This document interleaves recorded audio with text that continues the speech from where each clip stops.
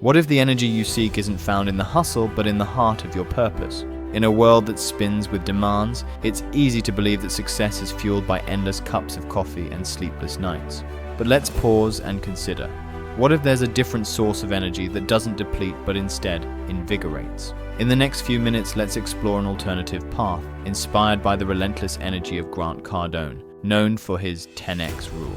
But here's the twist. His secret isn't caffeine. It's something far more profound. Together, we'll unravel this mystery and perhaps discover a new rhythm for our own lives. First, let's talk about alignment. Grant Cardone's energy isn't just about doing more. It's about doing what truly matters to him. Imagine a river flowing effortlessly, following its natural course. It doesn't rush or force its way. It just moves with a purpose. When our actions are aligned with our core values, energy flows naturally, just like that river. It's not about how much you do, but whether what you do resonates with who you are. Next, consider the power of a clear vision.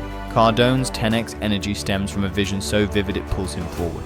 Picture a lighthouse on a foggy night. It doesn't strain to cut through the mist, it simply shines. This vision acts as a guiding beacon, providing clarity amidst chaos. When one's path is illuminated by a vision, every step taken is purposeful, reducing the noise of doubt and distraction. Finally, let's explore the concept of resilience. True energy is not about avoiding exhaustion, but about bouncing back from it. Think of a rubber band. It stretches, sometimes even straining, but it never loses its form.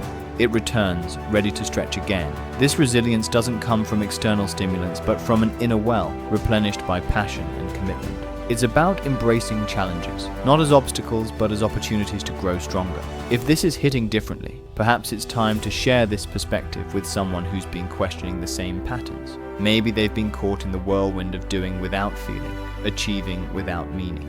Now, let's gently entertain a thought. What if the relentless pursuit of more is not the answer?